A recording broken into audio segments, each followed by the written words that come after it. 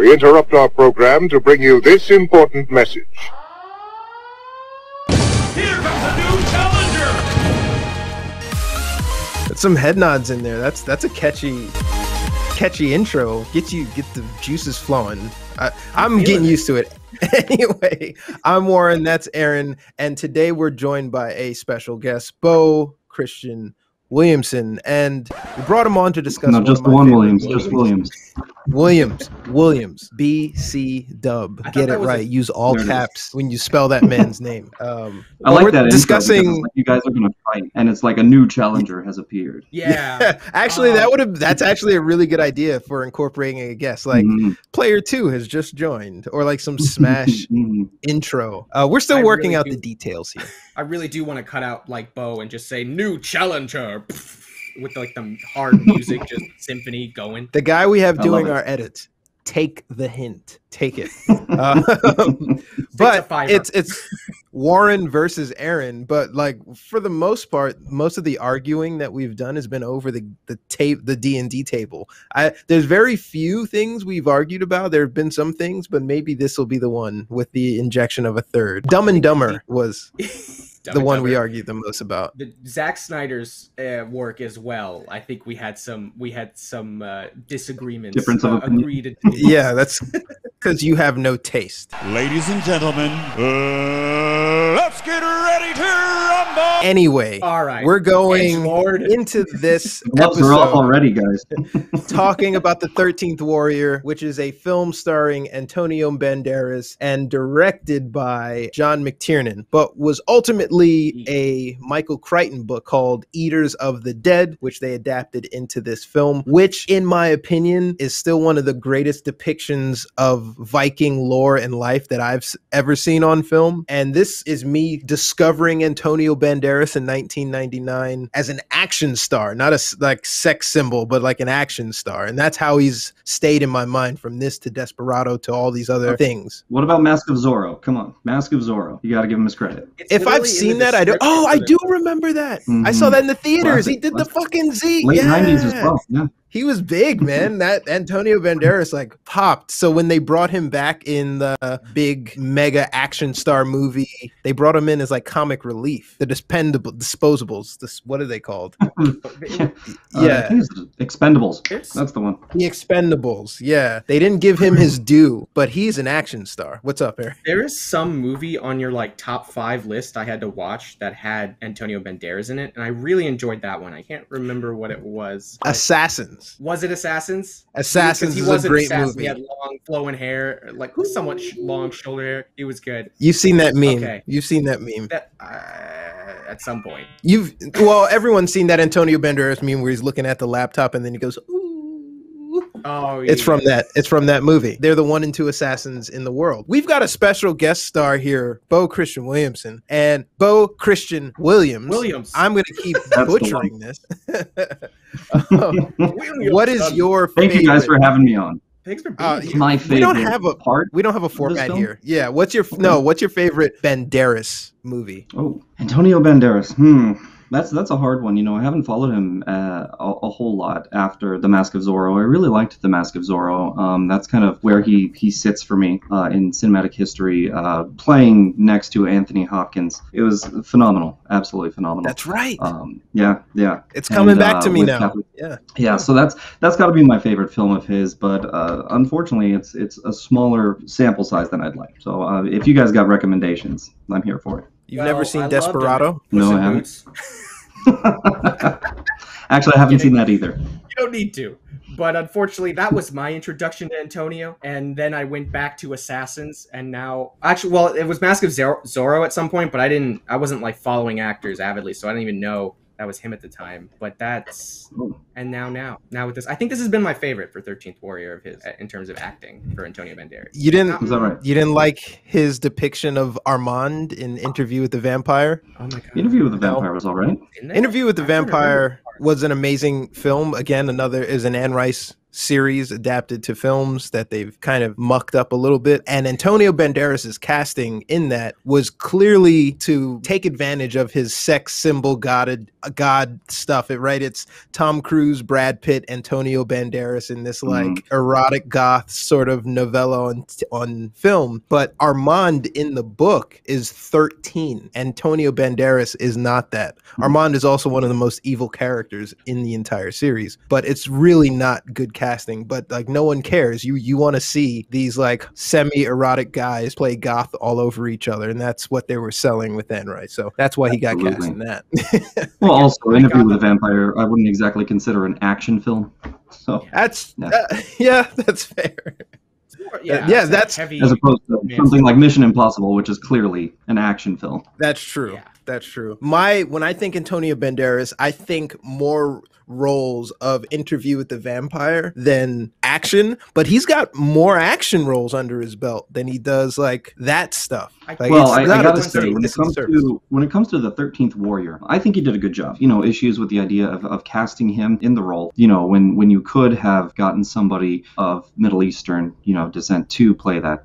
I agree there. And I know we had talked about this a little bit, Warren, and you had brought up the point, well, who would you pick? And it's hard for me to say that. But the good news is that that's not exactly my job, right? I'm not in charge of casting. They were. And I think that they could have done a better job at finding somebody. I think the reason Antonio Banderas, the number one reason he got picked is because he was a bigger name, and that's what they needed, right? They needed a bigger name. Who else is a big name in this? Besides, screenplay and co-directing by Michael Crichton, and producing, who else is a big name in this film? You don't have it. You've got to. So we did discuss this, and you're absolutely right. Middle Eastern actors at that time weren't really like big names to pull into the box office, but also like Hollywood wasn't really thinking that much about like cultural appropriation, right? So like they could have put a straight up white guy in this, and no one would have batted an eye. But in this, I'm sorry. What was that? They did that in one movie with the robot and Johnny Five or something. The main actor that's pretty racist. Did that in order to make it work. Colors, but yeah, they had a bunch of Hispanic gang members that were just like straight up white dudes with red hair. But in this film, you have a bunch of actors who later on you get to know. Like Tony Curran went on to be in the Blade series. Vladimir Coolidge, Bovai, right? You've seen him in Smoking Aces. He hasn't had like a storied career, but like if you saw him in stuff, you'd be like, yeah, I know that guy. Omar Sharif has been in other things as well. So yeah, Antonio Banderas is absolutely carrying this film. And at the time, Michael Crichton novels. I'm sorry, one more thing, Aaron. At the time, Michael Crichton is to them what, like, I don't know who's a big novelist right now. Like, I guess J.K. Rowling, right? Because he came out with Congo. He came out with this. Michael Crichton has other Jurassic Park. So if you're gonna adapt one of his books to film, it's going to be a big thing, and you don't want to have it drag with unknown actors is probably what they're thinking. Did we lose Aaron? Oh, there you go. Because I think because even though he's the biggest name, it's still the most distracting element of the film, thinking he's supposed to be Muslim, and then he's still Antonio. I still hear Antonio Banderas. And I'd like to recant one statement. This isn't my favorite film of his. Thinking about Assassins, he's so charismatic in that film and very memorable. In this one, he's kind of like, he plays it pretty dry and quiet and stoic, but like just until he's like forced to do some more acting, like with the vomiting at the bodies. Alpha Pup brings up a really good point really quickly, that Spain, which is essentially where Antonio Banderas' character is originating, right? It was a Muslim run, I guess, I don't know what to call it, area, still heavily Muslim influence. So maybe it's okay casting. That's fair. I think that we need to look at the character themselves, because this is based off of a real life character, right? This character was a real character that was sent out, and I think that we actually got a lot of our information about the Norse men of the time from this character's writings, this actual person's writings. And I believe that's why they have such a good historically accurate film here when it comes to the Vikings, is because this is a real character who did write about these real things. So I would have to look kind of into more of that character and where they came from, but I suppose. Before we dive too deeply into this. What loose sort of format we do have, we try to stick to. And one of the things that we like to ask each other is, what are you watching? So we'll start with you, Bo. Like, what are you watching right now? Movies, film, cartoon, YouTube? What's got your attention? Oh, goodness. Well, definitely not Wonder Woman 84. That's for sure. I tried that, and it did not hold my interest, unfortunately. But these days, Kelly and I are watching. We're getting some old school anime in little nostalgia trips.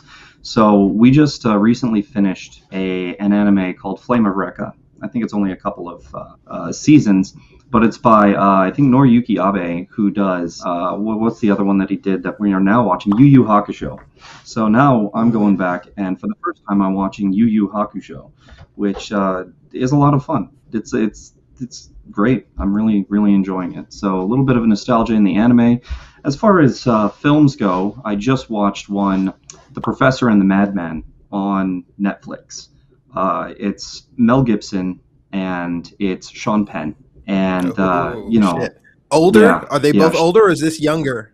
Recent. This is very recent. So I just watched it. It's actually about the creation of the Oxford Dictionary.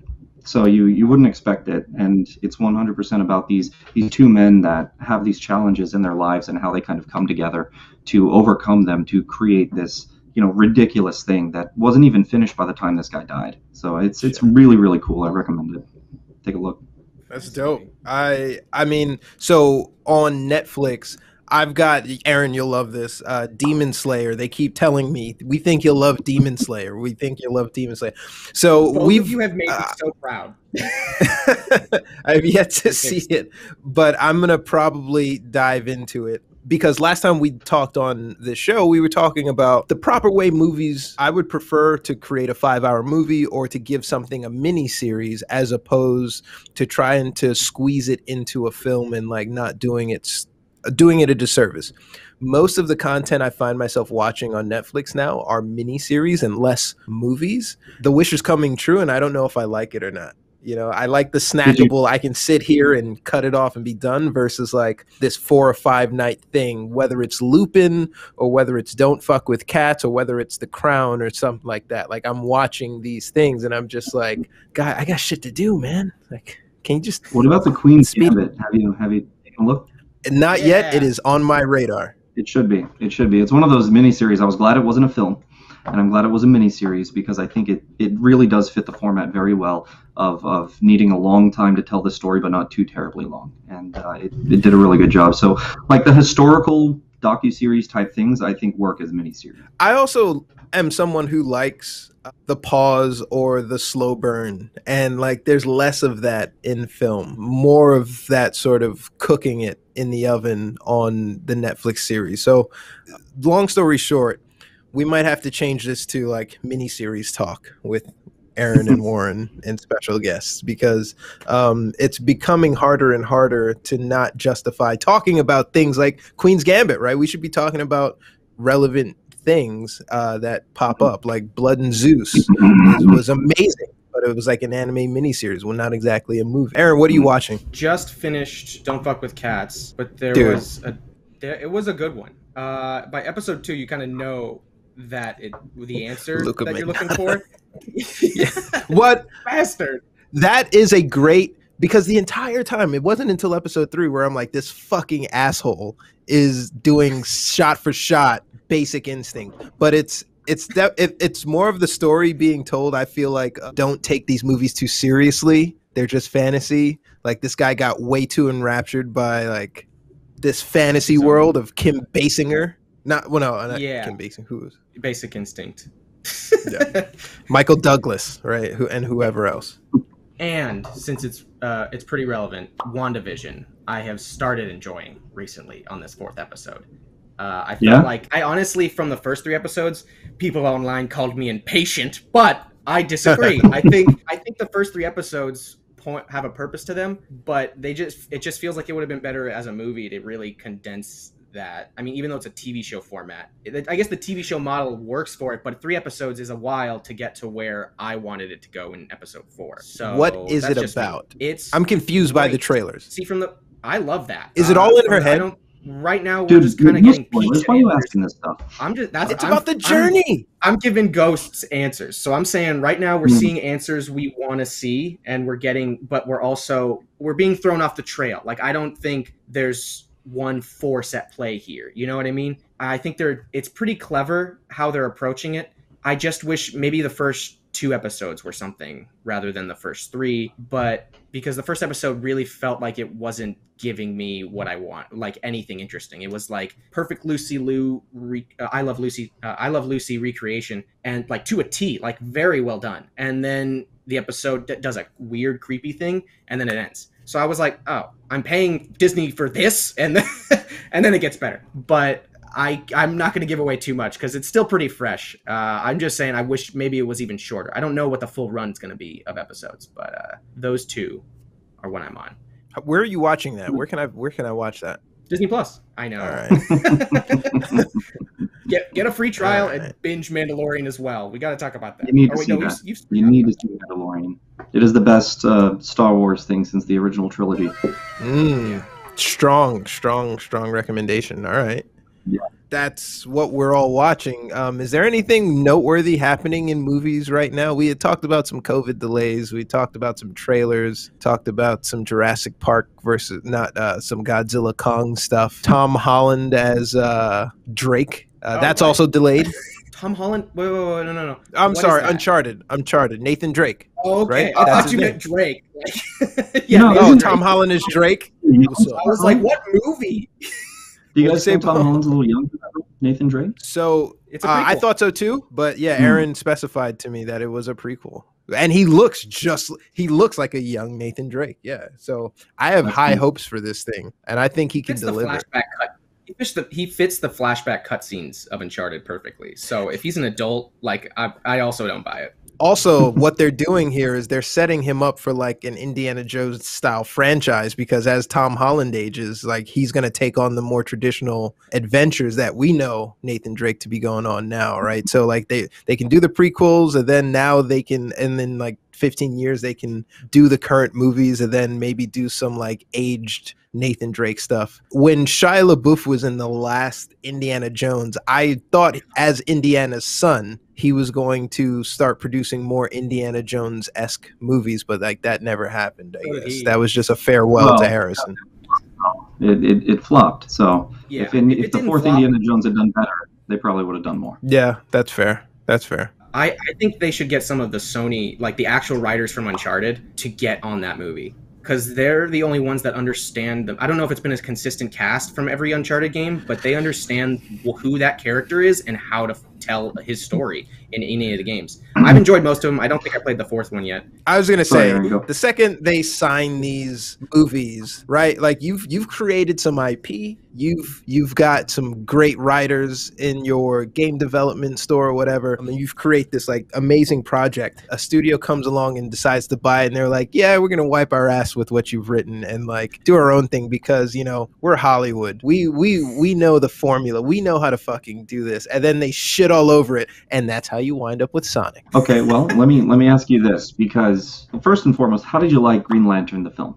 Didn't watch that fucking travesty. Are you kidding me? What?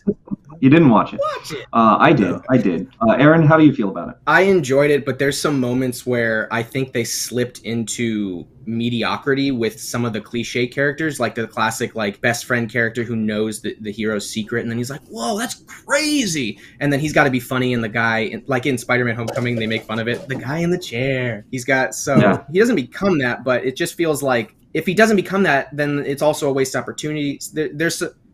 It was fun overall with how they tackled it visually. Yeah, I enjoyed it, but I wouldn't rank it pretty high, That's fair. Jeff Johns, who is all things DC and all things Green Lantern, right? He was the head of story on Green Lantern from, I think, the 90s up until the New 52, which came out in 2011, where he stopped writing for Green Lantern. So, this whole idea of all the different emotional spectrum and everything that's like current Green Lantern hardcore lore, the different Green Lantern or the different Lantern cores, red, pink, all of that, right? That's all from Jeff Johns, and he was in charge of that story. He was in charge of that, right? He was 100% on top of that. All things DC have Jeff Johns' name on top of it, and he does so great with the comic books, but somehow when it comes to bringing it to the screen, falls short. And I don't know why, but it's one of those things where even though he does have this story and it is his story and he is involved in the film version of that, it still falls short. Well, I think a lot of that has to do with how they shoot it and not the storytelling, only because with, you know, you've got his telling of it through the comics and you've got a storyboard there. Fucking follow it shot for shot. Like, why don't you do that? Like, it's already, the work is already done, but you know, studios got to sprinkle their little fucking semen on it. And, well, like, and then you have, you know, in current DC films where everything's overproduced, right? Where everything is just hyper-produced. It's true. It's true. It's just, it's really, really overproduced. Everything. I don't know whether to like blame the audiences or the producers, because sometimes those like independent films won't get as much of a viewing, but then sometimes like something like Parasite will just blow up out of the blue. So it's weird. I can see why studios make those calls to be like, oh, it's also kind of condescending as a if like a producer is like, no, the audience isn't going to understand the symbolism or the great, you know, direction in this scene. Yeah. Just make it, you know, cut and dry. All right, bye. So that's going to bring us to our next segment, because I see why they do it, but we introduced this new thing called Let's Make a Movie. Right now, on the spot, we, the three of us, we're sitting in a smoke-filled room. We're fat cats, a pound of blow on the table. We're spitballing what we want to produce, and we want to make a movie. The first question I have for you, Bo, is: do you want to make something that makes you feel artistically good, or do you want to get rich? Like, is the aim to create art, or is the aim to make money? Yeah, the aim for me, of course, is to create art. Yeah. I feel like no matter what I'm doing, that's where my heart is. It's always about creating that art. But the problem is that it does have to have a certain amount of appeal, because it is, if you want to keep making art, you got to make money. So it's, I don't know, this man. Weird fun. No? You're making the film that you want to make right now. The second you inject the approval of the market, the steering wheel on where your movie's going is getting pulled hard right. Yeah, I think as it has to be art, because it has to connect with people 100%. If it's not connecting with people, it's not going to do well. So I believe 100% that it has to come from a place of trying to create art. But, you know, you can only continue to create art if people like it and put it into, you know, your pocket. So we've got an artistic movie, right? So it's the three of us, equal parts owners of this pie, that we're going to fund this project. I'm sitting back with my cigar. Aaron, you on board with this bullshit art thing? The last one, we made a pop horror film that killed it in the box office, starring, you know, Malcolm McDowell, Lakeith Stanfield, and Issa Rae. That killed it. M. Night was directing. Do you want to spend that money to fucking hobble Bo's art project over the finish line? This is a 2/3 vote here. I'm on the fence. With my bag of Coke, I think I'm willing to give it a try. Okay.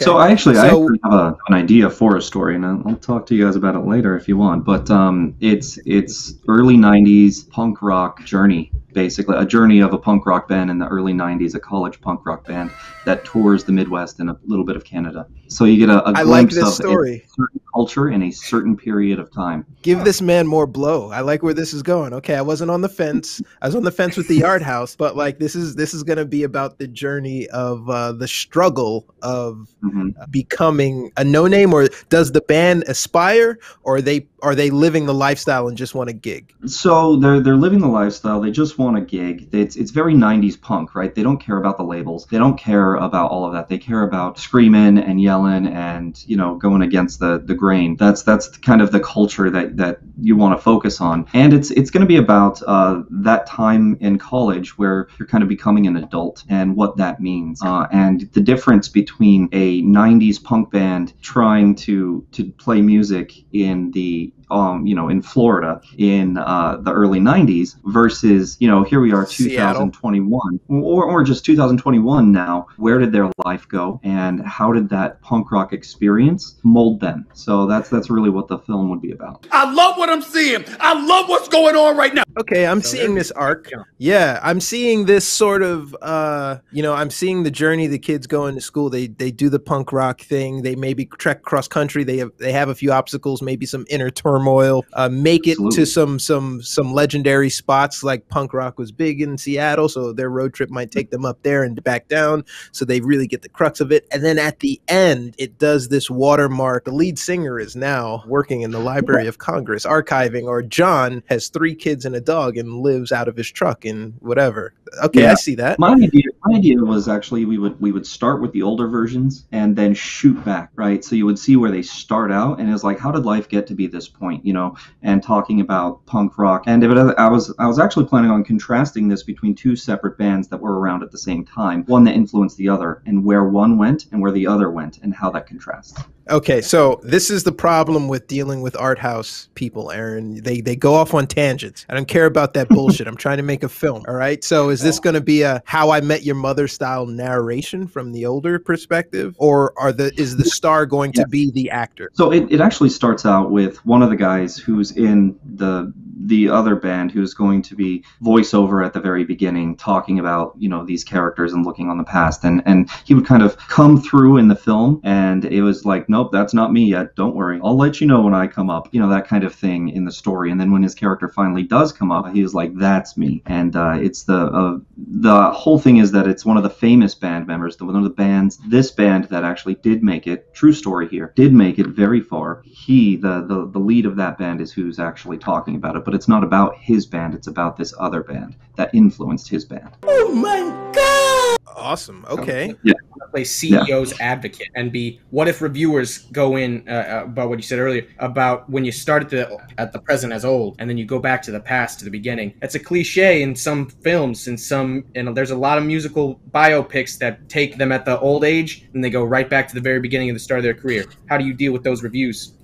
Yeah, I mean, so cliche is just truth that is so solid that everyone knows it. And that's the fact of the matter, right? So by this guy coming in and saying, hey, this is who I am, this is where I am, and going back to that, I don't think that's poor form. I think that is utilizing something that definitely does work and is a known storytelling device. All right. Please clap. So now I've got my professional hat on. This is flowery image of smoke. You're blowing up my ass. Let's get down to brass tacks. All right. How many people are in this band? 4? 3. 3, even better. That saves on the budget. What are the character archetypes? Right. What are they playing, and what's their personality? Character 1, 2, and then 3. Yeah, so you have character 1, who is kind of going to be one of the central points of it, who is the bassist. Growing up, all these guys are, like a lot of the punk scene, white suburban punk kids that are sick of, the establishment, sick of the authority type of stuff coming out there. So we have this bassist who grew up in a nice suburban area and is acting out in his teen years, does some vandalism stuff, ends up going to juvie for a little bit and gets out of it, tries to correct his life and goes to college. And that's where he meets these other 2 guys. The guitarist, who is also from a nice house and is practicing his guitar. That's all he cares about, guitar, and eventually goes to this place and finds these guys, and through the experience kind of learns about himself along the way and finds out who he is. That character actually wrote an autobiography, which I would incorporate to the film. And then you have the drummer, who comes from a broken household and is a little off eventually. Yeah. Drum the pain away. Yeah, exactly. And then this drummer actually, before college, went to the army, enlisted, and did not like it. Had some really bad experiences there. Went AWOL, like left completely. Ended up at this college with these guys to form this band. And it's kind of like the idea of where do those experiences lead them. Okay, so I've got 3 central figures, probably in age range of, let's just say for casting purposes, 18 to 24, 25, CW style, sexy with a little bit of edge, all of them rebellious with their own sort of arc of self-discovery.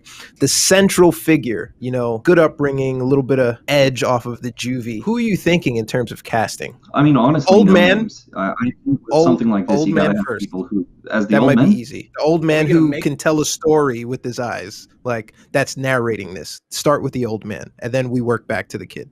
God, I haven't even thought about it. I'm some kind of voice actor because you're not going to see this old man, right? So some kind of voice actor. So I would throw that gig at a voice actor for sure. Give them a little more exposure. All right. I'm What looking about into the our actors? records. Aaron? Alpha Pup has voted Bill Murray. What do you think about that? Is this a comedy? Can Bill? Are we gonna Too ask old. Bill to do? Yeah, he's that's Bill would have been 50 in the 90s. This is I don't think he fits, but good Good casting. old days. Also, I don't think we can afford Bill Murray. So I don't know who I have in mind, but Aaron, do you have any actors in mind? Here's my question before I answer. Is it going to be, are we going to use heavy makeup to age these actors, or are we going to use two different sets of actors, old versions and young versions? Because that's a It lot depends of on our money. budget, right? Like, what are we talking here, budget wise? If you want to take an old actor and CGI them like Marvel, and then Yeah. We're they're not the ones that- CGIing, guys. Scorsese. You're getting out of hand here. We're not CGIing You know what? anybody. We're gonna take the core actors and we're gonna match them with people, and if it works, it works. So like a What Days about of Future Past. yes, exactly, Days of Future Past, or do we do it instead like Captain America in Endgame, right, where we take the younger actors and just put them in makeup for the old portions of it at the beginning and end? I'm Either way. envisioning 30 years between these college kids. So my thought for your first actor is going to be Finn Wolfhard, the kid from It and also from Stranger Things. Interesting. I think he would be a good scruffy, sort of angry, edgy lead. And obviously, an adult playing him would be very different. That it wouldn't make up the difference in CGI. I wouldn't want to deploy CGI. It's an art house film. We're not using fucking CGI. Finn Wolfhard is my thought for your first one. I don't know if you guys have any other, but we have a pool, so maybe each of us throw out a character we think. All I got is I think the drummer, even though I've heard Ezra Miller, even though I heard they don't get along with everybody on set when he's on set, but the Flash. Huh. I like that casting. Way better at playing a disheveled, broken character than he is playing a Yeah. fun one. That's why I did not like him as the Flash. We'll get into that later, but that's all I'm saying. I think he would be a good drummer. So I think that's a really good cast. So now we're missing the guitarist, and all the guitarist cares about is playing. The guitarist is all about the music. They'll About go the where the music, music yeah. is, and their arch has to be self. They are the ones having the eat, pray, love experience. So who can best you convey that, you think? Really good choice of Ezra Miller, by the way. I don't know that we can afford I him, like but we the can guy. try. He started in I mean, Independent, so hopefully. I like the idea of lesser known actors or no names, right? Getting somebody fresh onto the scene for this, somebody who actually has the chops and not bringing in a name to sell the film. So that's kind of where I go with it. If I was to pick somebody bigger, I really enjoy Rami Malek stuff. I think that guy does some really good work. He can do some very serious stuff. And I think, for either the drummer or for the guitarist would be a good pick. Okay, so for the guitarist, I'm going to Rami Malek might be a little bit too old, but maybe a character they run That's into. If whoever gets on board with this, we would not turn them away. I think there's a great actor out of the Bay by the name of James Aaron O, who might be able to fit this role. Kind of on the cusp of a breakthrough, and this would be his just sort of like catalyst surrounded by these other known actors. I think we could give him a try in this spot. I think James Arnold would slip. Absolutely. Thirded. Also, we just can't have 3 white guys, right? We have to sprinkle the pool with some diversity, get the studios off our backs, and the marketing, HRP. Just kidding. Yeah, well, one of the things that I would swap definitely... out Finn. Finn Wolfhard, if that was the Yeah. case, if we only have one white guy. What I like about this idea as well is that in this microcosm of punk in the early 90s in colleges and college towns and whatnot, you also had a big skinhead movement at the time. So you had like neo-Nazis and friggin' terrible shit for brains people coming and crashing these punk shows and trying to turn these venues into a only, skinhead white person type of environment. And that actually comes to a head in this film as well. You have to address that to the point where they got kicked out. There was a big bar fight and these guys got like kicked out and they did not return. So it was one of those ideas that, I like the idea of having that subplot in our film kicked off by the James guitar character who just wants to play music. And he's just like, what do you like? It's a vibe. It shouldn't matter about the background, right? Was it Lemmy from Motorhead had this like great converse. He used to go on TV and read letters. And and he read this letter from like this black teen bassist, and it was just like, people don't get it in my neighborhood, they make fun of me, my parents think I'm an idiot, blah blah blah. And he was like, fuck them, follow your heart, do whatever you need to do, because the music is going to sing its way through you. And you should look it up and Google it. It was like really inspiring to watch. But that's essentially that kid could be the guitarist James Aaron's character that he's talking to. So I'm on board with this. What studio aesthetically could we work with to film this, right? Is it sort of like a washed out A24 look? Is it darker, a bit more Lionsgate? What are you thinking? I'm thinking A24. They're not always washed out. Like, they have some really good like shots in a lot of their movies, I would say, that seem really intense. I don't know. It's not. Do you mean like grainy, like with actual film? No. So since this entire movie is going to be an artistic flashback through the narration, I'm thinking like you got to have some sort of cloud cover over, you know, most of the film. It's not, you know, crisp and sharp. It's a slightly desaturated. That's kind of what I'm envisioning this story being told. I think going through the years. You know, actually, I like the look for this film, something similar to what we saw in The King of Staten Island. I don't know if you guys saw that recently. Oh, yes. What's his face? With Pete Davidson. Yes. Pete Davidson. Yeah, it's a Judd Apatow film. Yeah, but yeah, that's the kind of look that I'm going for with this film is that kind of gritty, real, down to earth kind of look. And what studio did that? Universal Pictures, Apatow Production. All right, so we'll put this on Universal's plate. I think, you know, they have some sort of tax write-off for underfunded art budget movies, so this might work. There you go. The two important things now: who's directing this, Bo? That is a good question. Who would direct this film? Somebody who has roots in that time. I need a Gen Xer that was around this time, was 100% part of this growing up. I don't know who that would be, but that would be a prerequisite. We gotta have a director. Taika Waititi, because he's done some smaller stuff, and I think he's really good at making like a close connection. But he also, I don't think he's solely made comedies though. Yeah, you're talking about the Thor actor, the Thor director, and Korg, that guy. Yeah, no. But he also made Where the Wild Things Are and Where the Wilder People. Hunt for the Wilder People. Yes, there you go. Sorry, he made that one, so that's why I'm like, he's got more range than solely humor. Even though there were some good jokes now. You might have stumbled onto something, because Spike Jonze might be a good person to direct this. The Where the Wild Things Are director. Oh my god. No? Let me see him. What else has he done? So he produced Her, Three Kings with Ice Cube, George Clooney, Being John Malkovich. I think we found our director. Taika has made loads of comedies. Oh, for the Wilder People. Stop reading it. No. I'm just, it's out there. Now I have to address it. Yeah, so from Her to Three Kings to Where the Wild Things Are, I think I'm going to put my hat into the Spike Jonze scale to tip that. If, you know, I haven't had much input on anything else, that's where I'm going to say, hey, Bo, if we're going to make your feel-good shit, I'm going to have to insist on my director. You know, it's in the end, I think it's feel good, but it's supposed, the whole idea is supposed to be an idea that there is growth. You're going to go through shit. There's going to be some bad times, but you're going to go through growth, and you're going to use that, and it's going to inform who you're going to become later. And you never lose that, right? Punk, that idea, you don't necessarily lose that when you grow up. You just mature and incorporate that into different aspects of what it means to be an adult. So.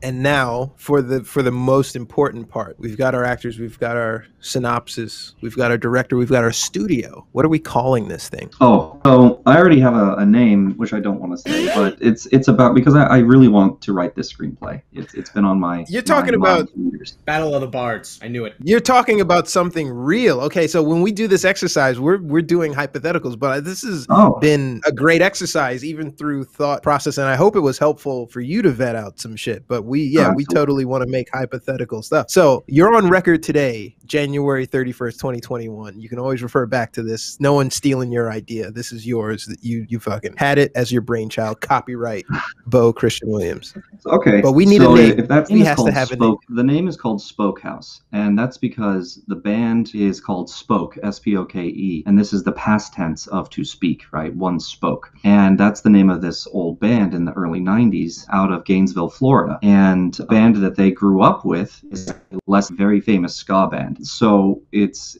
kind of both of their stories. Now, Spoke House was the house at I think it's University of Florida.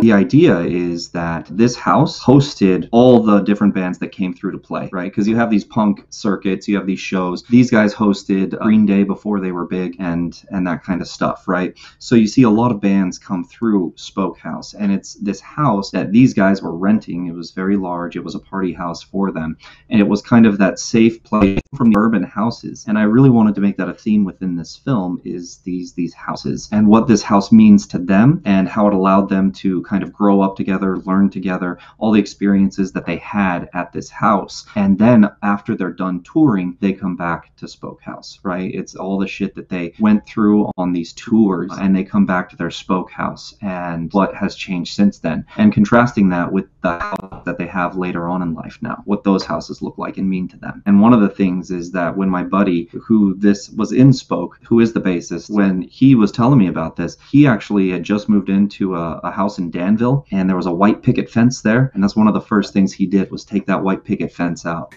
Because he was like, I'm not about that. And I really like that idea of that punk rock is still there. You know what I mean? So at the beginning of the film, when we're doing the voiceover, you see this guy, he's out there looking at this white picket fence, you know, with his kids running around, morning coffee. And then by the end of it, you have this kind of like end voiceover type thing with him starting to rip out this white picket fence. So Yeah, I think we got to market this movie more to the punk side than the ska side. See, that would have changed the amount of money I gave you if you said ska from the very beginning. I love ska, don't get me wrong. That's a good exercise. But it is not commercially huge.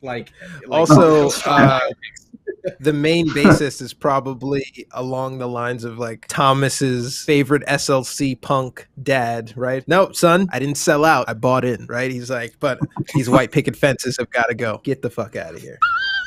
Yeah, you know, that guy's now like a T-Mobile senior engineer, you know, for their wireless networks. But it contrasted to, you know, Less Than Jake that's been touring all this time and has done pretty well. So that's kind of what I wanted to contrast there and show how even though, you know, Less Than Jake's still playing, he's still punk. Aaron, our production house called Queston Cinema Productions. This is our second film that we bumped out, and I think we've got a festival circuit hit here. I want Queston Cinema or Wham, just because that will bother you. I like Wham. I like Wham. Wham. Okay, so just to recap, title, we got a movie, Spoke House, directed by Spike Jonze, distributed and produced by Universal Studios, starring Finn Wolfhard, Ezra Miller, and James Aaron O. Takes place initially in Gainesville, Florida, and follows the journey of discovery and self-learning, as well as the trials and tribulations of a touring punk band across America as they find out more about themselves than they do their music. It is a coming. I was trying not to use those words. I would say through the music. They learn more about themselves through the music and experience. Yeah. Oh my God! Boom. And scene. I really like. I don't know. I'm okay with throwing my money behind this. What do you think? What do you think, Aaron? I think I can do it. I think I've snorted enough, and you know what? I'm there. But like I said, I'm sticking to the punk. You know, this calls for some hookers to it. Yeah. Bring in the men. Awesome. All right, so Bo, now that we've got you on, before we hop into the movie itself, we're gonna do a segment called Cold Read, and this is gonna test your chops a little bit too. So in this scenario, me and Aaron are casting directors, and in the chat here, I am going to paste a monologue for you that I want you to read, how I want you to read it. All right? You got the chat open? Okay. Yeah. Okay. Thanks for telling me about this beforehand, before you asked me to come on. No, are you? Of course not. What are you joking? So in this scene, what I want you to do is I really want you to, you're having a conversation, you're pointing at somebody, and I really want you to dig at them. All right? Dig at them. Okay, I'll try. It's not something I do a lot, so we'll see if I can. This is we called you in here because we knew you had we had confidence in your chops. All right. And scene. Action. Can you just start, or can I read it first? Just read it. Read it out loud. Okay. I like those earrings, Claire. Are those real diamonds, Claire? I bet they are. Did you work for the money, or those earrings? Or did your daddy buy those? I bet he bought those for you. I bet those are a Christmas gift, right? You know what I got for Christmas this year? It was it was a banner. Okay. It was a banner fucking year at the old Bender family. I got a carton of cigarettes. The old man grabbed me and said, "Hey, smoke up, Johnny." Oh, I'm a guy in this. Okay. Okay, so go home crying to your daddy. Don't cry here, okay? I have to at least read it once first. So, outside of the character breaking moments, I actually think he did pretty good. What do you think? Me and the other casting director have to deliberate here a little bit. I think he nailed it. For being a cold read going in dry, as this segment is designed, he worked it with two characters, I would say. And he nailed them both. I didn't All right, see it what this is Bender from Breakfast Club digging into Molly Ringwald. So that's I would give it another go if I could. Let me. Nope. One take here. Nope. We're doing one take. Yeah, you got another one. We've got another one here. All right. And you are in this scene. All right. In this scene, you are completely infatuated and it's a monologue. You're thinking and contemplating to yourself, but like you're just thinking out loud about, love in the universe. And I want you to be enraptured by it. Ready? Hold on. Let me, I'm a method actor, so let me take care of that real quick. No, I'm just kidding.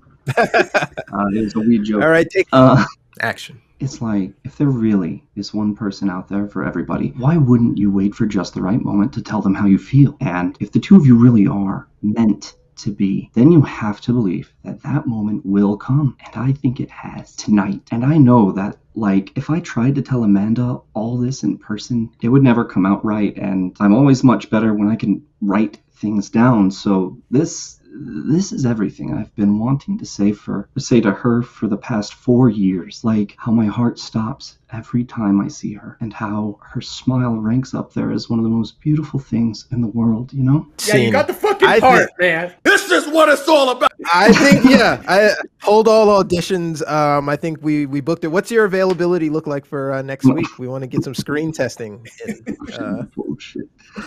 You guys I think you got it. That is 2 for 2. When me and Aaron do this, we fucking shit it all up. So it's good to have somebody actually come in here and like show us how it's done. I think the one time he liked my performance, I did it as Ruckus, and then that was it. I did the green good thing from. I think that was your best read. Oh, thanks. I was talking to Aaron, but I think this next one is going to be your best read. This is the last one. So you just read Preston from one of my favorite movies, Can't Hardly Wait, and he's doing that monologue, and when he says, he turns over to the guy who doesn't speak English, and the guy goes, "Would you like to touch my penis?" Right? Because that's all they taught this foreign exchange student to say. So he's just like that's riffing, and the moments you remember. Would you like to touch my penis? Yeah. All right. So on this last read, right, we had a jovial moment. This one is for flavor. You've already got the part. We want to see, you have fun. We don't know who the director is, but we just want to get a sense of your chemistry. So in this one, I want you to read it as if you've done nothing wrong, right? Because you are Remy the Fox. Remy the Fox has done nothing wrong. He never does, actually. Who honest? That sounds like Uzo. He probably said that. Thank you. Thank you. This is so unexpected. Wait, no. Okay. Action. Thank you. This is so unexpected. I didn't even have a speech prepared, but I would like to say this. Tardiness is not something you can do all on your own. Many, many people have to contribute. I'd like to thank my parents for never driving me to school and the LA bus drivers for taking a chance on an unknown kid. And last but not least, the wonderful crew at McDonald's for the long hours they spend making Egg McMuffins, without which I might never be tardy. Thank you. I'd like to thank the Academy. Brava. Please clap. That was amazing. That was great. Where was that was from? Amazing. That was really good. That was from Clueless. That was when the kid got the skateboard punk got the most tardiness, and he thought he was getting an award, and he gets up to the front of the class and gives a speach. Breckin Meyer, right? It's his character in that. Yeah. In Clueless. Breckin Meyer. Yeah. Long hair skater kid stoner. Yeah. Great job. That concludes it for cold reads. Bo, I think 3 out of 3 nailed it. Aaron, did you have Oh. movie quotes you wanted to do, or did you want to get directly into this I got chat? 4 quotes, and then we can go straight in. All right, so or with these 3. movie quotes, it's me versus Bo. So you read All them. right. So And the first I one just to give a chime in. quote. Wait, tell me the Basically. format here. What does this mean, you versus me? What right, do we do? So This is I movie go- quote, and Aaron's gonna read a quote. Yeah, just throw one out. I'm gonna stop And then I see stepping on his feet. I skip a butt. I basically just throw out a movie quote, and then either one of you picks out the movie as fast as you can. The first one to do it wins. I'll make the call if it's by a hair. But Is this the list you emailed me earlier? I emailed you a list. That's a joke. That's a joke saying that. No, I was gonna say that sounds like something Aaron would have done. I CC'd you in that. Shit. Sorry. Okay, I understand. Thank you. Thank God. All right. Good. Yeah, it's 4 quotes that I pulled out of my ass. So let's see how good you guys get with this. The first one, $1 million isn't cool. You know what's cool? $1 billion. The social dilemma. Social network? It's the Facebook story. The social network. Fuck. Got him. Got him. I did half of the work for you. I didn't even know until he flubbed it. So that was good. Thank you, Warren. It was the most recent one. All right. Yeah, no shit. And what about what's the most you've ever lost on a coin toss? No Country for Old Men. Have you seen that Yeah. one, Is Bo? it? No, I Yes, haven't. it is. Whoa. I would recommend it. It's a good one. That's an intense scene. Should we start giving people homework before they come on this show? Hey man, I did my You've never homework. I rewatched the film that we were actually here to talk about. Okay, I wasn't told about any of this. We Part fill a of the lot bullshit. fun, the flavor. All right, so to be fair, I'll give you that first one, even though I did the heavy lifting, so it's 1-1. Go ahead. No, yeah. All right, I'll make this one the tiebreaker, and if because that one's too obvious. All right, hide me, Eddie, please. Who Framed Roger Rabbit? Yeah. The please was the most defining part of it. Absolutely, absolutely. I was You- gonna you did it say very the. well. I wasn't even Step thinking that. I was thinking the Simon Pegg Alien movie. I was trying to get the name for. Oh well. Simon Pegg alien movie. Yeah, really obscure. I don't know why I thought you'd pick that, but whatever. I want to feel better. I'll toss one out and see if we can ruin the tie. But I'm giving this to Bo. I'm giving the win to Bo, but I want to toss this one out and just see if you get it. All right, this is a bonus points quote. Martha, why did you say that name? Why did you say that name? Batman versus Superman. Superman. Warren got it.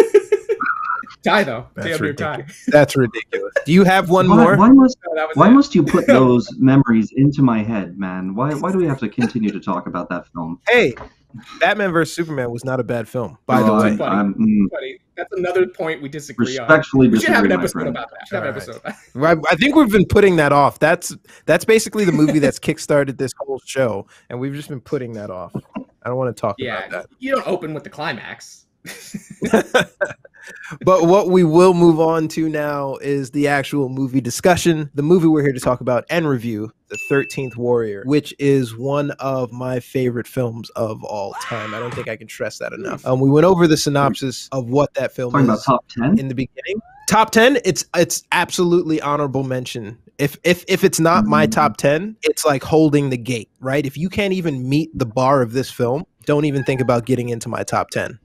I like it. Fascinating. I Like a gold would not standard. place it up there. Yeah. I don't think I'd place it in a top 10, but I did enjoy the ride. I had a lot of fun with it. The ride is super compelling because I didn't read the book. I only saw the movie. So, spoiler, it's a 90s film. No fucking spoilers here.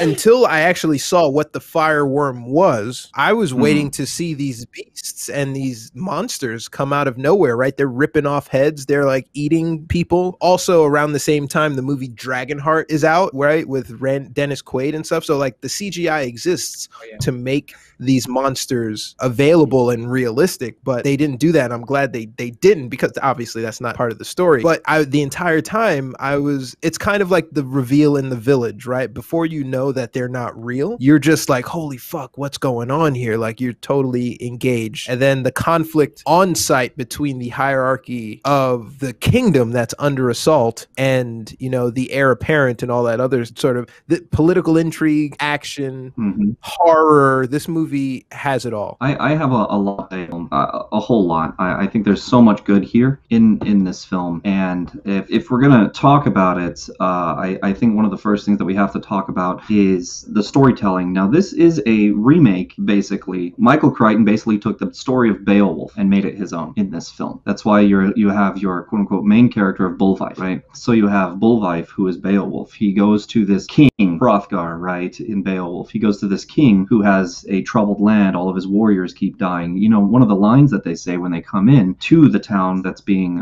attacked by the Wen or the Wendell, which sounds a lot like Grendel, by the way. So this Wendell that they come in to fight against, they say there's no man between like 15 and 45 or something like that, right, in this town, because they've all been killed, similar to Hrothgar's keep, where Grendel was coming night after night and killing their men. So you also have in this film the dragon, if you will, in the form of both the fireworm and the leader of this, the Wendell, and the mother of the Wen, who is, you know, has to be killed at the end, who Beowulf also had to kill the mother of Grendel, right, and this dragon. And then, you know, of course, no spoilers, by the end of it, Beowulf, Bullwife, gets cut up by the mother, gets poisoned, gets scratched, and will eventually die, much like Beowulf did in his story against the dragon. So you have that story as the backbone, which I think is absolutely wonderful. And good on Michael Crichton for going into one of the most epic poems that we have from a bygone era and making it his own. And then that is the overarching stuff. But when you get into like how they tell the story, the first scenes, you know, all these scenes are from the perspective of this Ahmed Ibn, I forget his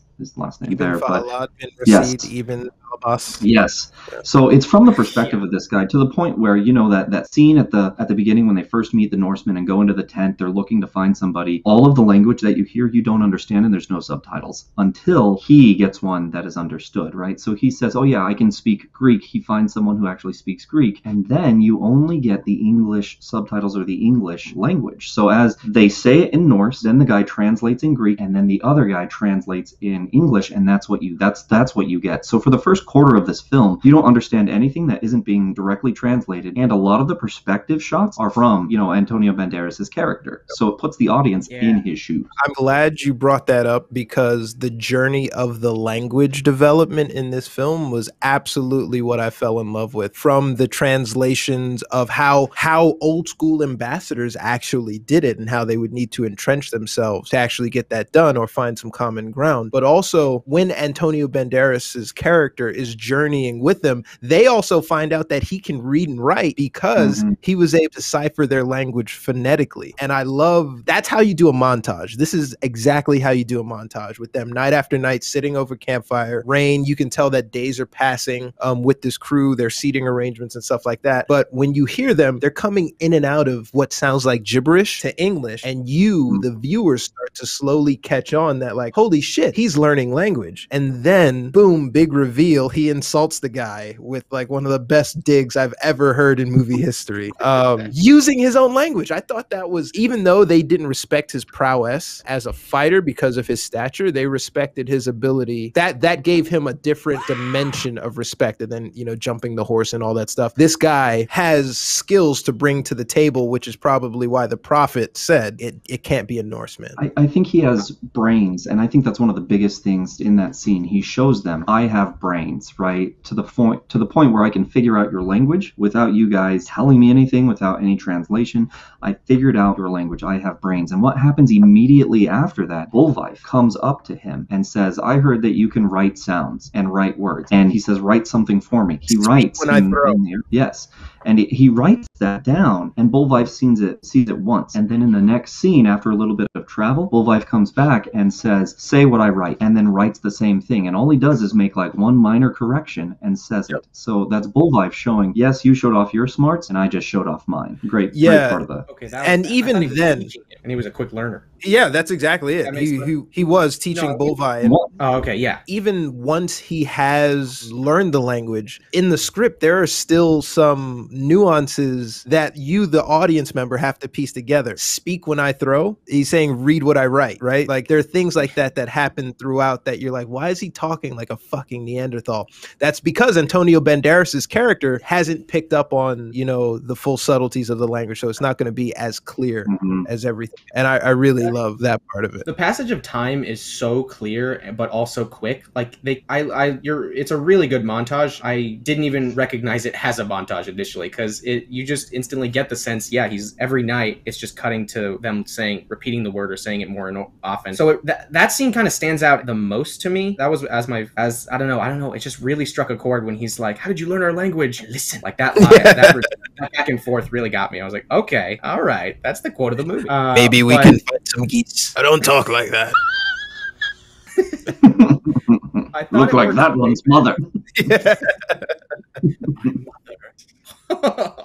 Yeah, that was a pure woman. Yeah, and he doesn't say it too quick too. Like there's subtle. I love the subtleties of how they express it because it really stands out more that it believably as he's like my searching mother. Yeah, he's like getting searching it, but it's coming out perfectly. I thought the passage of time worked better in that scene because the opener for me, I don't know. I guess I'm just not a fan of narration, but it's very helpful and there was a lot of info that you needed prior to get to where it needed to be. Yeah. But that's not the story, but we need to get to the story. Yeah. Before we get into the action and the beautiful woodland scenes and the incursion into the den, I just want to say, if you guys are sitting around and you're of this Viking ilk, I've given this a lot of thought. Which warrior would you have been? Not Bolvi, right? Because he's the king, he's got to go first. But, you know, the second warrior is the older salt and peppery guy who's probably Bolvi's one of his advisor or oldest friend. Third guy, the fourth guy. There's the guy around number 9, right? Everyone's getting caught up in the moment. There's this big, tall redhead who's just like, it sounds like fun. Like, I'll be number 9. Let's go. That's probably around the area where I would sit, right? I wouldn't want the party to pass me by, but I wouldn't be the first one to sign up for a suicide mission either. Yeah. What number would you be out of 13? I love the face fat tattoo guy. Like that guy was so scared. He was like the last one. He was like, I guess I have to do this too. I'll be number 2. I hated how he died too. I hated how he died. He was like up on the roof trying to get something off, and then arrows just yeah. Oh yeah. Bitch way to die, man. See, that's the thing too. I don't know. How did you guys feel about the it felt like they were connected, but as a group, and I never got the sense of connecting with them individually one-on-one. It wasn't, I don't know, because when they died, I didn't really feel a lot, and it didn't look like they felt a lot either. Like when the first death scene came and their friends' heads got ripped off, they just carried them out of the room. Like, so you gotta remember that they are talking about this philosophy of life and death throughout the film, right? You see these Vikings talking about, you know, the skein of your fate has been woven. You are going to die when you die, and fear about that is nonsensical because it's going to happen. Period. It's already set. So that's kind of reflective in their attitude of when their guys die. So I think that's kind of what they were trying to get across there. And when it comes to that, you've got 13 characters. You're not going to get to know them all in this, you know, sub 2-hour window, and to really feel the impact of all the people who die as well. Well, I would challenge that to say that I absolutely felt the impact, but about the first statement, you're absolutely right. When they set it up for the king's funeral, right, where all of these kings, his possessions and his personnel are going to be burned alive with him, right?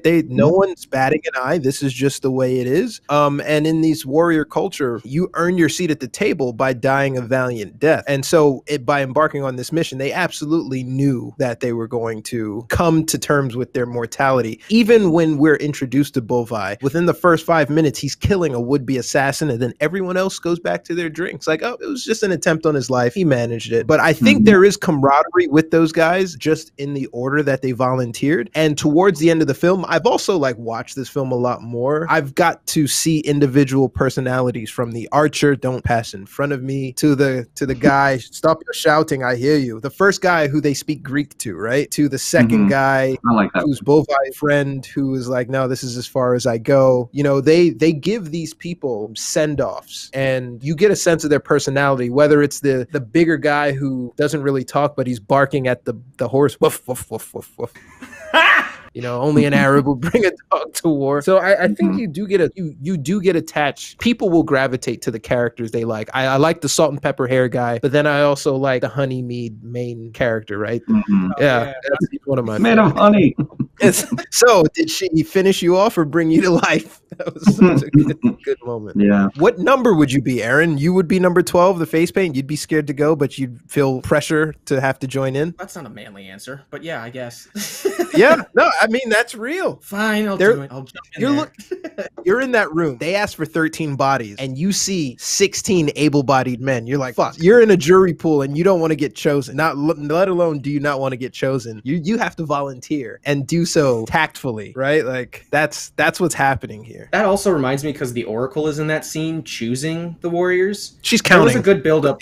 There was a good build-up. Yeah, she's counting. There was a good build-up of some little implications of magic, but I just thought it was weird. I never believed it was gonna be. I never watched anything before this. I knew nothing about going in. For some reason, I still didn't believe it was gonna be real monsters that they're fighting. Like, even though they showed the brutality that would dictate that, but then there's like one scene when they're in the darkness and they're fighting them on the first attack, and they actually cut off one of their friend's hands, foot. like in the bare hand or foot, and it's left behind. But I'm like, wait, wouldn't there be some human limb in this bare hand, or what was chopped off that was left behind? It's a little. So you remember that in that first encounter, nothing was left behind. Yeah, they took all the bodies. Took all of except it. for one hand. Except for one hand that was cut. Oh, off. that It wasn't even a the hand. weapon, It was- right? Yeah, that was the it was- weapon that had claws on it. It was like this wooden weapon that had these claws on the end of it. Yeah, They but there think was that they're blood bears. pouring out of it. So I mean, if that you- would imply some limb or human something element left behind. That wouldn't imply that. It wasn't gushing blood. It was just sort of I like think it even had if you blood on it. sever, yeah, it had blood on it. It was they basically took all the parts of the bear. They wore the bear. They used the bear arm club as like scratcher things. So like they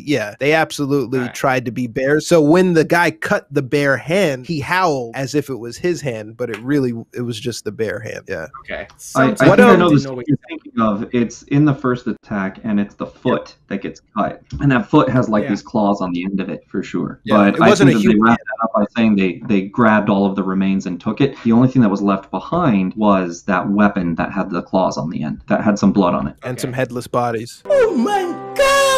Yeah. Yeah, I still think the action in that scene gets a little muddled too. But I think overall, I still wasn't believing that they were going to be inhuman this whole time. Can I ask you a question? Do you know what they are? Through watching this film, were you able to pick up what Michael Crichton was writing these people as? Like creatures, like mythical, The- mythical creatures. Yeah, these people by the end of it, what they actually are. Cannibals. That's true. They do eat the dead, but I believe there's several hints throughout the film to who these people are, especially when you start seeing them at the end. You'll notice that at the end, they always are shown with pronounced foreheads, cheekbones, noses, right? They have these big, they live in a cave. They're literal cavemen. That's what they are. If you see, they never fire arrows from a bow, right? They have that old school, like ancient technology kind of sling that they have here that they shoot or they throw their arrows with. One of the first earliest missile tools that man invented. So these are supposed to be like a sect of Neanderthals that weren't eliminated, that were living over in these hills throughout all of this time. And through, the different way that they look, how they're living, and the weapons that they use, it's supposed to imply that they are these, cavemen Neanderthals that have been cut off from the rest of the world. Okay. Yeah. I can see that. I like that. Even when you saw the fireworm come down from the hills, you weren't like, holy shit, this is it? That No, I long was. trail of... Well, near the end. Yeah. Yeah, no, that was incredible. But also, what ruined that for me is they set it up too, but I don't know why that just didn't sell. Where they killed the mother, but they didn't kill the leader. So if they kill the lead, I guess that was supposed to imply if they kill the leader, then they can get rid of the entire army in one fell swing, which is a little Deus Ex Machina, because I just thought it was so abrupt. Like there was so many coming over that cliff after they just killed the mother. So I thought there's no way, regardless if they even kill the leader, all of them will find out. A. B. They won't continue massacring the rest of them because they know what their goal is. They just won't have a leader to accomplish it. So I guess if they're thinking as cavemen, maybe it will be as simple a thought. Our leader gone, we run now. But again, I don't know. It's a thin. Think about it like this: if you've got two silverbacks or two lion prides, right, fighting the two male lions or two male silverbacks fighting, you could also be like, well, why don't the other group gorillas help him out? Or like, why don't the other lions like fucking jump in? Like, what's going on here? But as soon as the first one topples, then everybody else sort of kind of falls in line, because like that's literally who they look to for their guidance. So I can suspend belief to say that, like, yeah, clearly they know where their leader is, and if they see their leader struck, all of a sudden start to second guess this decision to invade this fucking town, until at least they rally and get another leader appointed through fighting or whatever. And it has shown that these guys are animalistic, right? So I think that they think themselves animals, they think themselves bears type of thing. So they kind of act a little more animalistic. Don't know if that helps. I like the portrayal of it, though. I'm mainly just finding nitpicks at this point, well, because I think it was fun overall. But yeah. Before we get into that, Bo, what number would you be? What number warrior would you be? 13. Beginning, middle, end. Absolutely. 13. You'd be 13. the outsider. 13. So I'm one of those guys. Sword, he makes a knife. Absolutely. I'm one of those guys. I've always been the little guy. You know, I've always been the smaller guy. What was the thing? I mean, I think I was 135 pounds soaking wet by my senior year of high school, and like 5'10" and 3/4. So you can imagine I was just this tiny little scarecrow of a person. So I was always like, hey man, let's find a different way to resolve our conflicts, because, you know, little guy doesn't resolve well through force. So I was not that warrior type of person, but I've always been the kind of guy I felt that rises to the challenge. So when I watch this film, I see aspects of myself in Antonio Banderas' character. And I think that's sort of the pull, because there's so many characters. Everyone who watches this can find a place for themselves in this and identify with somebody, whether it's Bolvai's pull towards fealty and his obligation to this lost colony as the new leader, whether it's his reluctant friends, whether it's the jovial just Viking living in the moment, or whether it's, you know, the outsider cast out but now adopted by somebody else. That when you have this sort of like what do you call it, an ensemble? It's not ensemble, it's unknowns. But when you have this many cast characters, it's really easy to identify with somebody and project yourself into that. And I'm all for it. So now that we have sort of our placing, right? I guess I'd be the first one to volunteer. Aaron would be close to the last, and Bo would be the last.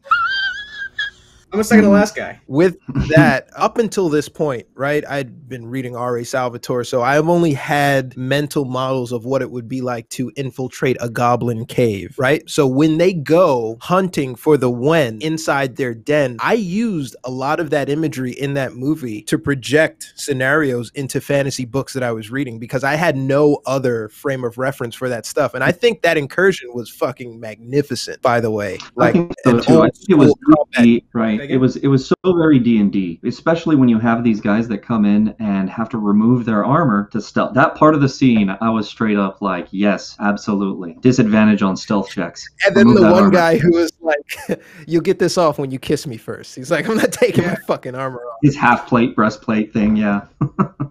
I guess I wanted even more. There is at least, it's an hour 47, so I guess I wanted at least 12 more minutes of those kind of moments, like you have to kiss me first, or like all the jokes around the bonfire. I think it could have afforded that, because it was just shy of 2 hours. It could have afforded the time. I'm not saying it needed it. I'm just saying that's another nitpick. Moments like that sort of jovial moments. One of the first ones on the boat, right? Antonio Banderas is clutching to the line. He's like, shouldn't we stay close to land? He's like, what? This is not a day to stay close to land, boy. Are you kidding me? Like, those moments cumulatively, I think, play into the back of my mind with the Viking lore and built this group up and gives you tastes of what these characters are. Because then the guy barking at the dog and then number 9 redhead who's laughing, they're just like, Antonio Banderas is like puking and chundering and like sitting on the side. They're like, they've got one leg off of the bow and they're just like having a conversation as they ride these big swells in the middle of a fucking torrential downpour. So I think we do get a good sense of people's ideas, and it translates directly to their prowess in battle.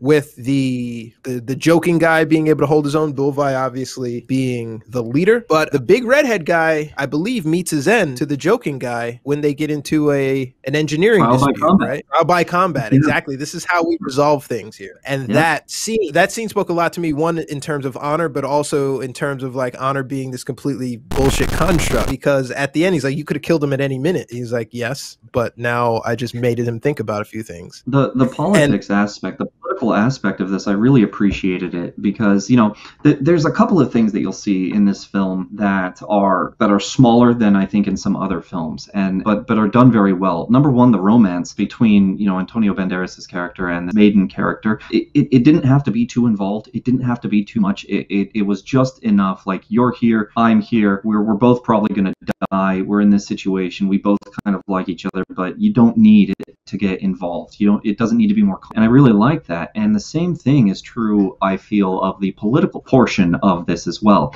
It's just enough. It's not the point of this story. It's just a little bit to show a little more culture and show a little more intelligence of these people. So the idea that, yeah, you have the son of the king who doesn't like them, we have to make an example of him, and then you have this guy who basically goes out there, is intentionally losing in this battle until the very end, the very last moment, and just decimates him. And the whole time he was playing, he looked tired, he looked beaten, he's much older, much smaller than this guy, and then for him to finish him off just swiftly, boom, the blood splatters across the prince's face, and it's just kind of like looking at him, sending that message of, now you have to calculate what you don't see, right? Because he's been calculating since they came. So showing their intelligence in that way as well, I thought was really, really well done, and that's all it needed, right? And then for them to follow that up with the line, you know, it was expensive. It was something that we are going to miss his sword tonight. You know what I mean? They sacrificed one of their own to make that political point, because I was like, this guy, the guy didn't really want to fight him, right? He was just like, hey man, watch where you're slinging shit. And the jovial guy was sort of the aggressor in that situation. But I was like, you can't afford to lose a warrior that fucking skillful right now. Like, to make a political point, are you guys shitting me? But it worked out. But two, that is not a calculation I would have made if I was Bolvi. But I'm not playing the Viking game. Clearly, I will never be a Viking king, because like, I'm not ready to sacrifice people like that. Weirdly though, that one didn't bother me, because like with the leader,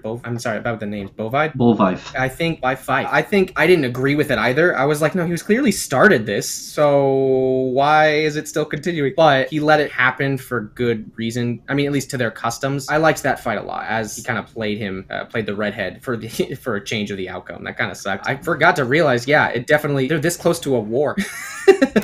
The part of the fighting too, the shields that were decimated, I was just like, guys, we can't. I would have been like, are you fucking kidding me? Stop. But when they gave Antonio Banderas a sword, he's like, I can't lift this. And the dude's like, well, you got to get fucking stronger. And then he fashions it into essentially, what is that? A scimitar? A saber of some sort? Scimitar? I thought that was fucking amazing. And then to watch him wield it usefully, finally, shows Antonio Banderas's development as a character. I forget that I'm watching Antonio Banderas in this, and I'm just like watching this like complete documentary play out to me. And that's why I love this. Do you know why? Do you know why I think they did this? One of the big things that I have in my notes here about this film is, who is this story about, right? Who is this story about? I think there's two people that this story is about. It is 100%, I think the answer is, it is the story of Bolvi through the perspective of Antonio Banderas' character. It is Bolvi's story, which is Beowulf, right, being told by this character through his perspective. Even going back to what you just said, Warren, about that shield scene, where you're like, what are you doing? This is stupid. That's a stupid thing. What was Antonio Banderas' character doing the whole time? Freaking out about how stupid this is, right? Yeah. It's 100%. The audience is put in the perspective of Antonio Banderas' character, but I really feel that the story itself is about Bolvi and his epic. You nail it with that, because as Bolvi lay dying, he, are you wearing that long face for me? And he's like, I can't help it. And he's like, well, a man would consider himself wealthy if,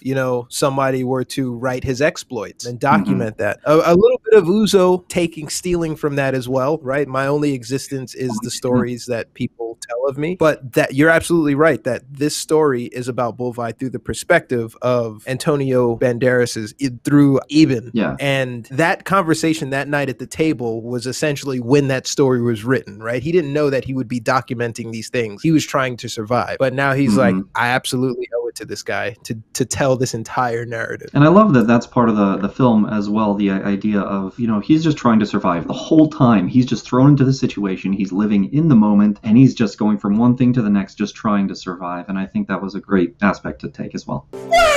At least at the first start of the movie, I don't think Antonio, I was like, I'm not sold on Antonio yet. It took time because of how restrained he had to be in some scenes. Like, he didn't speak a whole lot near the beginning. So, but even when he did, it was still kind of shocking. Like, literally, I started and then he said, "My name is," and I was like, okay, I'm going to replay and put on some subtitles because I didn't get any of his fucking name. Imagine for a second, you cast this fucking guy out for sleeping with your wife, and then all of a sudden he makes your country look like a fucking hero to these Vikings, right? This random ambassador, this meek fucking guy saves the day on an adventure with these mythical beasts. Like, all these Norsemen are going back and telling their people about there is only one God and Muhammad is his prophet, and they're like, this guy comes from this region. Like, these are strong people. You thought you were gonna banish this guy and he was gonna die in the desert to the Tartars, but really he comes back and he makes country look like a fucking beacon on a hill with how like skillful and diligent and learned he is. That is, you have gotten an amazing ambassador there, and you got fucking lucky. I wonder what happened to the old man. He probably didn't last very long, but I think Antonio Banderas' character, I think his acting, one of my favorite parts of it, because I don't necessarily think that it was a particularly taxing role, right? I don't think that the drama role that you're going to get the Academy Award for or anything like that, but I do think that his point where he realized that in that fight that it's a man and he's going, yes, it's a man. Yes, It's I love a man. that scene. And he starts walking and you see his energy pick up and he just starts going off, and then he's Like, what am I killing afraid things of? left and right. Says, yeah. And the guy said, don't worry, little brother. There are more. There are You know? more. I really like that scene. That- I think that culminated it for me, for him. That turn, everyone feels it. Like, when you discover, you're like, what? It's a man? And you're like, fucking kill these assholes, right? Like, you're just like, yeah, it's just a fucking guy. It's just a guy. We're cowering in here for some fucking people. Like, I'm gonna rip your heads off. Like, you kidding me? Because up until that point, you think you're fighting these like cannibalistic beasts that magically appear and disappear, right? Like, that fear factor plays. Also, the scenes and the setting and the garb that they wear, the costume. I'd say, like, if the Academy wasn't, in the 90s, right, they were definitely snobbery, like eyes wide shut sort of shit. Like, this wouldn't have come on their radar, I don't believe.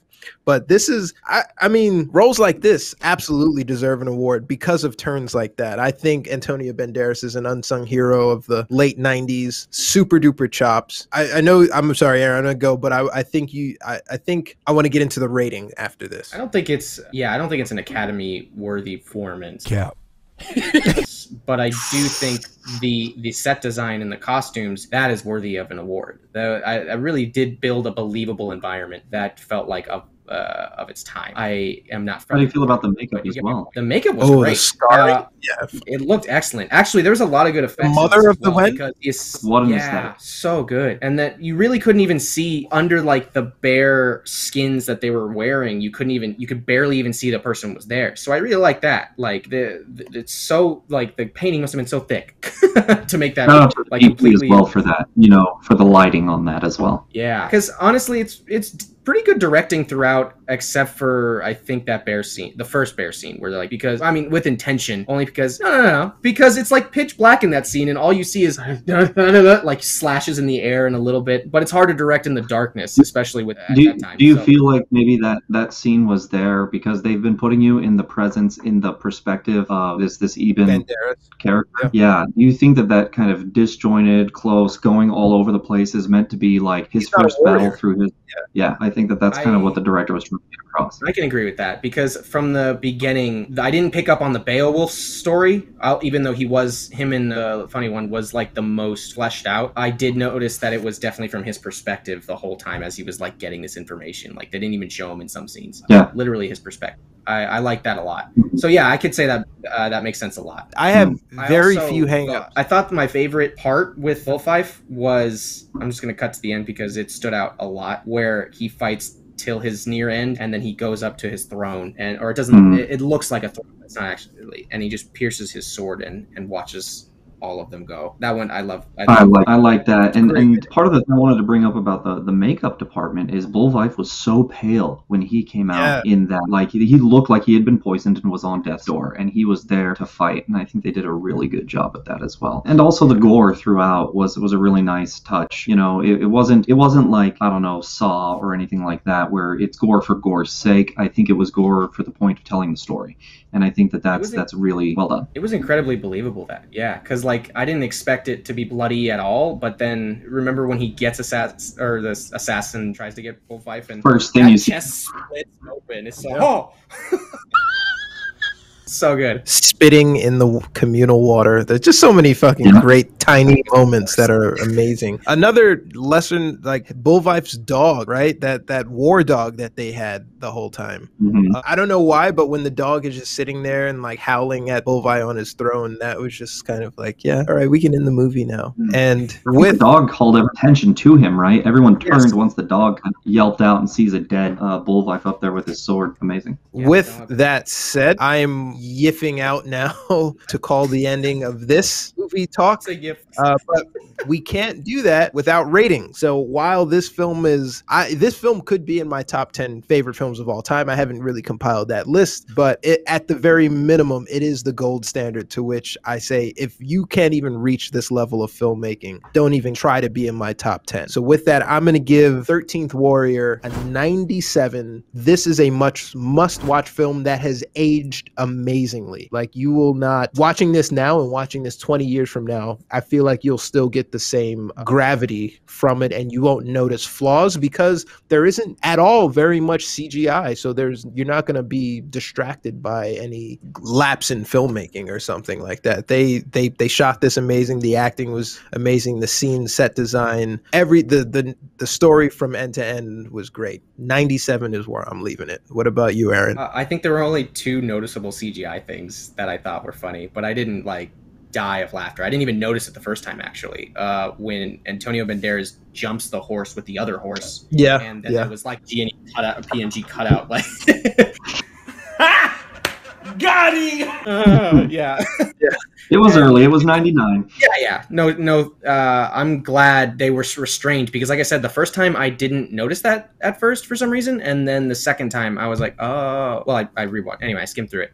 And then on the boat when they're in the ocean, like that was pretty. It was a little. I don't know. I got candle wax vibes from it, or like there was something off about it. It wasn't perfect, but they didn't overdo that scene because they immediately cut to a set, like a set boat, like in the ocean, and they were just now solely on Antonio Banderas in that. So they used their CGI well, as brief as it was. Anyway, I didn't fall in love with it though, all things considered, and I guess my questions have answers, but I don't know. What's your opinion? Give your opinion on it. What's your rating? Calculated, and I don't want to give you the diarrhea of my opinion, but own it. Don't give it a 70 and then fill it with excuses. If you're gonna give it an 80 or something, you own it. Just fucking own it. I think I'm not a fan of narration in the beginning, so I don't think it really sold me when they're trying to quickly go through it. I feel like maybe if he was just an ambassador, and then they threw dialogue at the before the Tartar like chased him off, maybe something else could have been set up. I don't know. Quick introductions with narration for some reason just don't grab me. I don't know why, but the opening of that really wasn't what drew me into the movie. Everything else after that, when they meet up with the Northmen, is definitely what kept drawing me in. And yeah, there really isn't a there's not a slow moment in this movie. Like, something's always happening that's pushing the story forward, but it happens at a more gradual pace, I would say. I'm giving it 80. I think it's B-worthy. I think it's really good. I don't think it's a bad movie. I think it's very enjoyable, but something about also a little bit of Antonio's performance doesn't really, it didn't sell me initially. So I think with that, 80 it is. 80 IB. Oh man, all right. I just strongly disagree with that, but that's fair. All right, Bo, how would you rate this out of a scale of 1 to 100? Let me first say that I dare you to find a better historically accurate Viking film. I don't think you're going to. I think that they put a lot of really good stuff in here. I like that they use this character out of history. I like that it's this retelling of the Beowulf story. I like that it's a new take on it, almost like an origin story that a a legend would be built off of. And I really like that aspect of this. Everything in there, from the way they filmed it, the shots, the storytelling in it felt very much like it was from a book. These scenes, like him figuring out the language, you're definitely in the character's perspective. And I would bet, I have not read the book, but I would bet that we're reading from that character's perspective in the book as well. I thought that it was very well done. Considering other epic films of the time, you have to go back to something like Braveheart, which was in 1995. You have Braveheart that was, got Best Director, all sorts of awards for Braveheart. It was much longer. And I think that if they had taken a little more time with this, we might have been able to get to know these characters a little more. Give me a 2.5-hour film. I think you'll be able to flesh that out. Do I think it necessarily needed it? No. I think this film is good as it is, but I could see an argument for, hey man, this is an hour and 47 minutes or something like that. Give me 2 hour 15 minutes and give me a little more meat on some of these characters. I would have liked that, but it stands on its own without it. I give this a solid 93%. Here we be. Right on. That's a solid rating. I thought you were going to go a little higher with as much as you dug into the Viking lore, which I think you're spot on it. Again, I'm not a Viking aficionado. I'm sure there are people out there who are going to nitpick and all this stuff. But in terms of depictions, of historically accurate depictions, only other Viking movie that I feel like is decent is Valhalla with Mads Madsen, or whoever that guy's name is. But this one alone, I think it tells a fun story without having fun. Tells a good story without having to drag you into the grimness of Viking life in its entirety, right? This is an epic. This is an epic, whatever you want to, however you say that. But it is impressive though that they kind of balanced that. It felt like a really fun movie, yeah. But there's a lot of sad moments and harsher moments where everyone's gone, and it makes a lot of sense with the Viking ideologies that they do give their respect to their deaths. But I guess as an audience member, I just wanted to know them even a little more, even though the quick dialogue between each other is really good, like as they're trying to flesh someone out. Regardless, it probably doesn't with Viking lore in mind. 2021, this would go direct to Netflix in a 13-episode story. Each Viking probably have a backstory leading into the main fight before they're lost. I would not watch it because it would be way too much. I think they balance cramming just enough in to get you engrossed and to care enough about the characters. I also fantasize this movie a lot, or I guess romanticized this movie a lot more than most people. So that's going to lead to my 97 rating. Aaron with his 80, and then Bo with his 93. I'm Warren, that's Aaron, and in the middle is Bo Christian William. Thank you. Know that? Yeah, with an S though. Oh, God damn I'm it. working on my own Viking look here too. I don't know if you've seen that.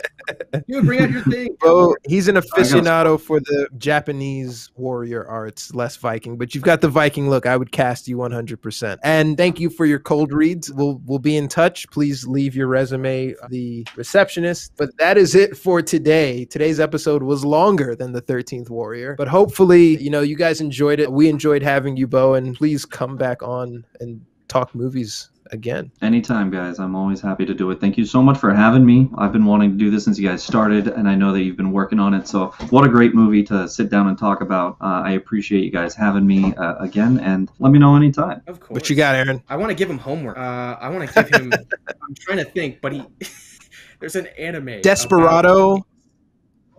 No Country for Old Men, Assassins. He's got his homework. He's got yeah, everything Antonio is homework. Yeah, do it. Right. We're out of here, guys. Thanks for joining us.